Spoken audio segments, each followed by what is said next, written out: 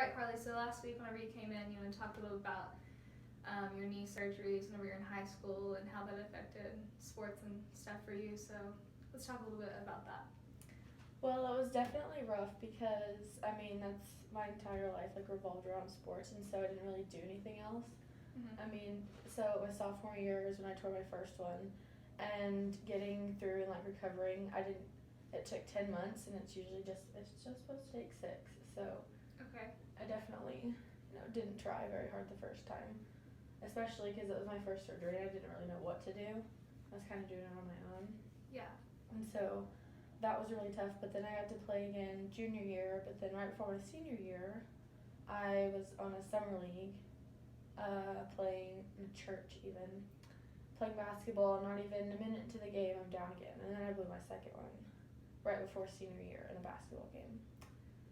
So the second time, it was really hard because, that was a senior year, and that's your last chance to get Yeah, to of course. experience something like that, so. So it's pretty hard, pretty sad, Yeah. heartbreaking, yeah. Yeah, I can completely understand. In high school I had an ankle surgery and I kind of went through the same thing. So your sophomore year, that was the first time you tore it. Let's talk a little bit. What were you doing whenever you tore it? I was just running down the court. It was just straight running, that's it, and then I just fell down. Just running. that. Just running. Did you know right away that? I can just replay it actually in my head. I know exactly what it felt like. I know exactly what happened afterwards. I remember everything. I could even think about it and the feeling in my knee.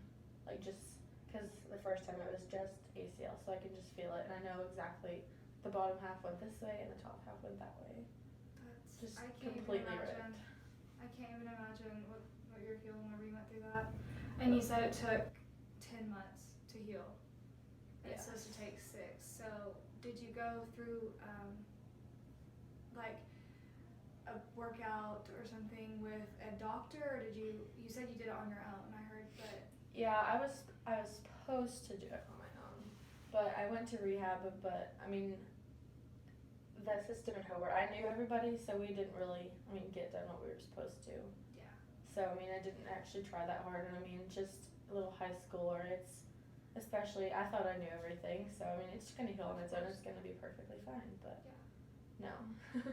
And it's not that easy. which leg was it that or which knee did you The first time was the left knee. The left knee. Okay. So, so then the second time it was your right knee, correct? Yes. So, the second time you said you were just in a church, just running. Yeah, I was, I pivot faked one way and then I went to turn the other way and once again my knees went, top and bottom half went totally different directions. And that time you just knew, since you'd already been through it once. Yeah, but the second time I tore absolutely everything in my knee. So, whenever you say you tore everything, what were all the things that you tore? MCL, LCL, PCL, ACL, the meniscus was damaged, almost completely ripped in half. And then whatever this is hold on the top. I don't know what it is, but that's crazy. I can't even imagine the feeling of that. But the second time, it was just a lot easier, and that's when I actually did completely do it on my own because I was more motivated. Because since it was senior year, and it was hard because I had to wait almost 2 weeks to get the results back, but my parents knew for a week because I was going to a choir camp, and so they knew the results and weren't going to tell me until I came back. And I just, as soon as I walked back home, I could just tell, on my mom's face, she looked like it was tough for her, to have to tell me that news. And I can't tell you how long I cried. Because, in my mind, it's just,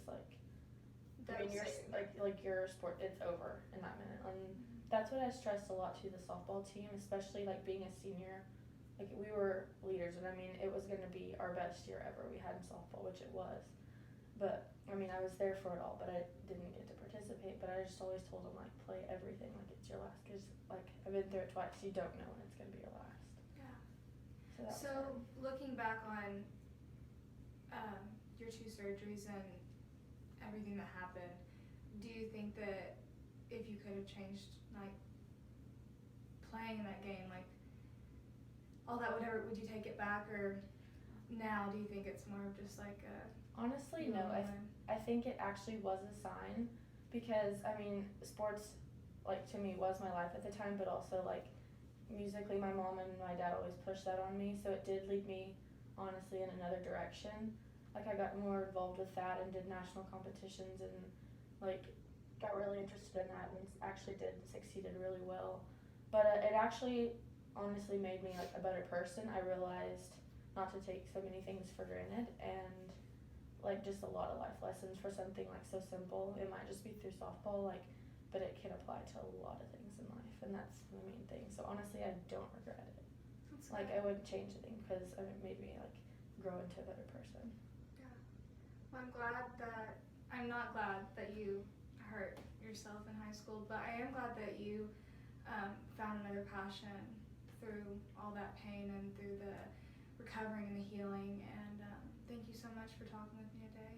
And I hope that the singing goes well, and I hope that you continue to recover today.